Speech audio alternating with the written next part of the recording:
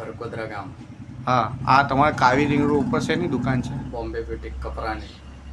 કપડામાં કઈ કઈ આઈટમો તમે વેચો જીન્સ છો? ઓરિજિનલ આવશે, શર્ટ આવશે, ટ્રેક આવશે, ટી શર્ટ આવશે, દરેક વેરાયટી અહીંયા મળશે.